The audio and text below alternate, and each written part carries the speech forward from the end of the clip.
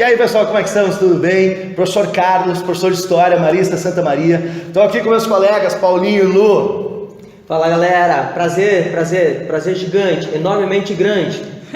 E aí, galera do segundo ano da Escola Marista Santa Maria. Hoje a gente chega com algumas dicas ali para o simulado de vocês, trazendo as ciências humanas e o que tem de tópico mais importante para revisar nesses dias que antecedem o simulado de vocês. Começamos com História, pode ser? Pode ser, vamos lá. Bom, gente, olha só, o nosso simulado de História para o segundo ano é forte no segundo reinado, certo? Então, te foca bastante nessa parte do segundo reinado. Lembra que nós temos 3 grandes eixos desse segundo reinado, conforme a gente trabalhou em sala de aula. Você tem uma política interna, você tem uma economia e você tem uma política externa. Lembra que eu te disse, né? Qualquer possibilidade de questão, ela está girando em torno desses 3 grandes eixos. Pois bem, então olha só, uma situação que eu quero que tu cuide bastante dentro dessa parte do segundo reinado é a questão social, certo? Aonde nós temos ali a questão do abolicionismo. O abolicionismo é um ponto muito, mas muito forte, muito importante dentro desse nosso segundo reinado. Eu quero que tu lembre que é dentro desse espaço de tempo, onde nós temos ali Dom Pedro II, que existe toda uma modernidade que se apresenta aqui nesse nosso Brasil.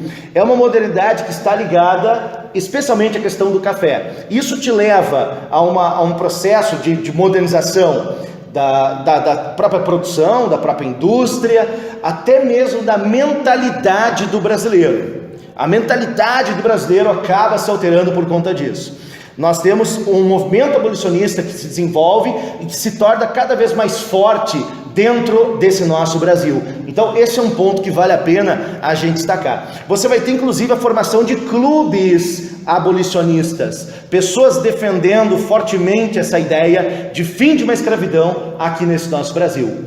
Lembra que nós temos diversos passos, né? Toda uma longa caminhada para o fim dessa escravidão, passando pelas leis abolicionistas. E elas começam onde? Começam lá, vamos colocar ali, né, cara? Lá em 1850, quando você tem a lei Eusébio de Queiroz, certo? Passa Eusébio de Queiroz, aí depois você tem a lei do ventre livre, você tem a lei dos sexagenários, até que vem a lei áurea. Mas a lei Eusébio de Queiroz abre então todo esse ciclo, colocando um ponto final ao tráfico internacional de escravos. Lembra que é internacional apenas, certo? Então esse é um ponto muito legal dessa lei Eusébio de Queiroz. Nos anos de 1850, tu tem um outro ponto bem importante, que é a lei de terras. A lei de terras, que ela vai proporcionar a partir dela, né? Toda lei, toda terra pública, ela somente pode ser adquirida mediante a compra. Então lembra que a terra se torna muito cara e não é todo mundo que vai ter acesso a essa terra. Certo? É engraçado que essa lei ela foi adotada dentro de um momento onde você tem não apenas um processo de abolição que está se desenvolvendo, mas também um momento onde nós encontramos a vinda de imigrantes para cá, para esse nosso Brasil. Esse é um ponto muito legal que a geografia conversa sobre isso também, né, Lu? Eu acredito que vocês estão sentindo bem a ligação da história e da geografia na fala do Cadu, porque inúmeros assuntos que tu traz agora, Cadu, a gente vem trazendo desde o início do ano na geografia, claro, com as perspectivas da ciência geográfica e da ciência histórica, mas a gente traz exatamente esses conceitos que se aproximam muito. O foco da prova de geografia, ela vai se distanciar um pouco nesse momento, mas eles já trabalharam isso em sala de aula também com a geografia, vai ficar bacana essas show de bola, né? E é uma coisa que a gente sempre fala em sala de aula, né? Aquilo que eu coloco para vocês, aquilo que o Paulinho fala, aquilo que a Lu coloca, cara, tudo se junta no final das contas. Você vai usar uma informação lá da filosofia para responder uma questão da história, você vai usar uma informação da história para responder uma questão da geografia. Então é esse o tipo de aluno que a gente quer, que seja capaz de conectar toda essa grande quantidade de informações que está recebendo. E essa nossa prova faz isso. Assim como vocês muitas vezes já fazem na própria sala de aula, né? Quando eles Exatamente. trazem assim, conteúdos de uma disciplina para outra, né? Vi com o Paulinho, vi com o professor Cadu, vi com a Prof. Lu, é isso que a gente precisa na resolução da prova de vocês. Que vocês encontrem esses processos onde eles se identificam, se aproximam para vocês poderem resolver com bastante criticidade a prova, as questões que vão aparecer. Perfeito. Lu, só mais uma outra coisinha assim, ó, com relação às questões de história, tá? Tenham cuidado também ali com a Guerra do Paraguai, certo? Faz parte do segundo reinado, né, cara? Então é lógico, ela vai estar presente ali. Essa Guerra do Paraguai, eu quero que tenham cuidado especialmente assim, ó, com a participação dos escravizados, certo? Foi prometida uma liberdade, e o que aconteceu depois dessa Guerra do Paraguai? Qual é o resultado da Guerra do Paraguai para os escravizados, certo? Então, dá uma buscada, busca isso aí que vai te ajudar. Paulinho, ó. Falando em conexão entre os conteúdos, vocês estão lembrados que nós estamos trabalhando um tema que é muito caro para a filosofia, que chama-se ética. A ética é a ciência que estuda, que analisa o comportamento das pessoas, ou seja, não tem como não falar de ética quando nós estamos falando da Guerra do Paraguai e da participação dos escravos, por exemplo, ou então do abolicionismo. E um dos conteúdos, uma das questões em que vocês serão desafiados é exatamente isso. Qual a função da ética no trabalho? Porque nós vimos que existem vários modelos éticos, teleológicos lá com Aristóteles, deontológico com Kant, ou utilitarista, ou mesmo os modelos éticos consequencialistas, todos eles têm sempre um foco específico. No caso da ética do trabalho, ele tem o mesmo foco, porque ele vai levar em conta o modo como cada um dos trabalhadores, cada uma das pessoas que atuam no mercado, eles precisam agir.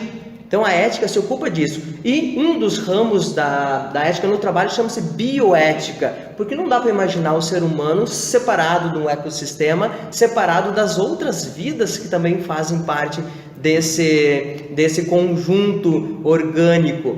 E, junto com isso, nos leva às questões que foram debatidas em sociologia, que se referem à violência, mas que se referem também ao consumismo. E esse consumismo leva, obviamente, a uma destruição de um ecossistema, né? Nunca se falou tanto em ética e consumismo. Tem muita literatura, tem filmes, séries do Netflix sobre isso, como The Good Place, que analisa o comportamento dos seres humanos. Mas também existem alguns movimentos que são contrários a esse consumismo, como é o caso do iFixit, ou seja, os fixers, numa tradução aberta para o português, uma tradução livre seria os consertadores, ou seja, cada vez mais as pessoas estão levantando essa bandeira de que não basta apenas reciclar, mas que antes mesmo é preciso não produzir esse lixo. E com isso, os fixers vão ganhando cada vez mais espaço, notoriedade para combater aquilo que o capitalismo chama de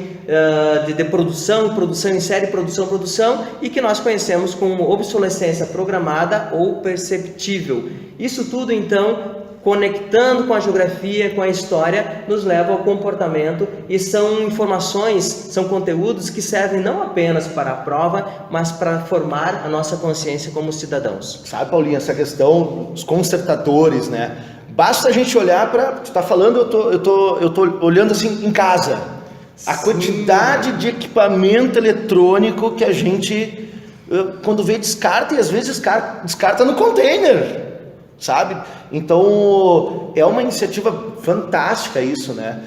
De você conseguir recuperar esses equipamentos. Tu imagina só, dentro de toda essa reviravolta que nós estamos passando agora com a televisão digital, a quantidade de TVs de tubo que tu não vai encontrar no lixão a partir de agora. Certo? Enfim, nada contra, mas a gente enxerga andando pelas ruas, né? As lojas fazendo aquelas megas promoções de TVs, de plasma, não sei o que, blá blá blá blá.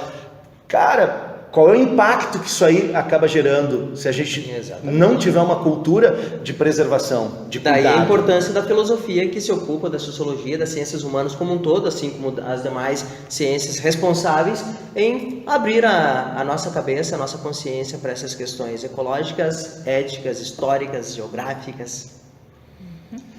Vai lá, Lu. Pegando agora um pouquinho das dicas do professor Cadu, do professor Paulinho, vem para a geografia que vocês vão encontrar uma correlação muito interessante. Quando o professor Cadu traz as questões ali do crescimento, da industrialização, do processo de urbanização, vocês têm que cuidar o seguinte: o crescimento populacional gera os problemas que o professor Paulinho estava comentando, que é a questão do meio ambiente e do ser humano. Como nós nos relacionamos com esse ambiente? Como que nós cuidamos do ambiente onde nós vivemos? O crescimento exacerbado da população gera um aumento de contaminação do ambiente, seja do ponto de vista dos solos, da água, da atmosfera. E o bacana é que a gente fizesse uma reutilização dos produtos, das matérias-primas que nós já temos em superfície e que a gente pudesse, então, reutilizar e não extrair novamente matéria-prima do meio ambiente. Isso é um cuidado que vocês precisam ter, vão aparecer aí pelo menos 2 questões relacionadas a esse tema. Num segundo processo, eu quero que vocês cuidem os problemas sociais. Os problemas sociais que a gente fala aqui em parte, sobre a segregação espacial, por quê? Porque a gente tem ali as áreas centrais das cidades que custam mais caro e as áreas periféricas que tendem a custar um pouco menos. O que acontece? Algumas pessoas que trabalham nos centros precisam se deslocar para moradia nas áreas periféricas. Isso gera um movimento, uma mobilidade urbana que por vezes fica saturada. Então o que a gente tem? Problema de mobilidade urbana diária. Esse é um problema social que também é acarretado por essas questões das desigualdades que nós bem conversamos em sala de aula, que vocês sabem. Outro detalhe importante sobre os problemas sociais é que há uma necessidade de planejamento, de cuidado com as cidades. Quando há ausência desse planejamento, os problemas sociais, as desigualdades, elas vão se reincorporar, elas vão se fortalecer no ambiente social, nessas classes. Detalhe também que eu quero que vocês cuidem é a concentração fundiária. Prestem bastante atenção, porque há uma questão que vai falar sobre o aproveitamento de possíveis áreas que estejam improdutivas. Então, o que a gente tem que colocar ali? Técnicas para agricultar a terra, técnicas de cultivo, técnicas de cuidado com o solo, com o ambiente de modo geral. Então vocês vão ter que dar uma olhada especial nessas questões que eu estou trazendo. E por fim, agregando ainda a essas questões do solo, da própria agricultura, vocês vão cuidar também as questões que envolvem a produção orgânica, uma produção saudável, uma produção que nós no dia a dia consumimos através das nossas saladas. Lembra lá do pequeno produtor que coloca para nós as nossas saladas diárias. Já o grande produtor traz para nós os grãos. Diferenciar bem esses 2 setores ali econômicos que são de suma importância para a organização do nosso país, da nossa economia. Dentro da geografia, pessoal, essas são as questões que vão se consolidar, que vão se conectar ali com as outras ciências dentro da nossa ciências humanas, dentro dos outros componentes. Certo? Show de bola. O Lu estava falando uma coisa que eu acho muito legal, essa questão que tu colocou a respeito da segregação, né? Tu pode pegar dentro da história, ligado ali ao processo de abolição, é a partir do fim da escravidão que nós temos a formação de grandes favelas no Rio de Janeiro. Exatamente. E é interessante essa questão que é na periferia, né? Foge do centro. Até depois, na sequência, não é um assunto do 2º ano, a gente trabalha isso no 3º ano, mas se tu for ver, é um momento de transição do século XIX para o século XX. A cidade do Rio de Janeiro, ela passa por um processo de modernização do seu centro. A abertura de largas avenidas e grandes praças, a destruição dos cortiços, e esse pessoal acaba se deslocando para a periferia, né? Então, o processo de favelização, quando a gente olha Rio de Janeiro, por exemplo, não é dos anos 80 para cá. Dos anos 80 para cá se percebeu que a Rocinha ela era maior do que muita cidade brasileira. Mas o processo de favelização é muito mais antigo, e a gente pega todas essas políticas ligadas ao fim da escravidão sem o devido cuidado com esse liberto, com a falta de políticas públicas para essa pessoa. Simplesmente se decretou o fim da escravidão e durante muito tempo se repetiu uma ideia de presente, desconsiderando completamente a luta do movimento. E, cara, como resultado de todo esse processo, a gente tem, por exemplo, toda uma questão de favelização. Inclusive, né, só para contextualizar também dentro da geografia, a gente conhece muito bem a origem da favela, nós falamos isso em geografia, então a conexão dos assuntos ela vai acabar acontecendo na prova de uma forma muito natural. Vocês vão observar as questões e vocês vão lembrar das nossas aulas de forma interdisciplinar. Com certeza a gente vai conectar os assuntos ao longo de todas as questões ali. Vai ser bem bacana, vocês vão curtir fazer essa prova, com certeza. Como esse segundo ano tem sido para vocês em termos de avaliações. As ciências humanas eu acho que vem se conectando muito nas conversas que a gente tem em sala de aula e também nas nossas avaliações. Certo, galera? Certo? Boa sorte para vocês, uma boa prova. Feito. Excelente prova, Valeu. galera.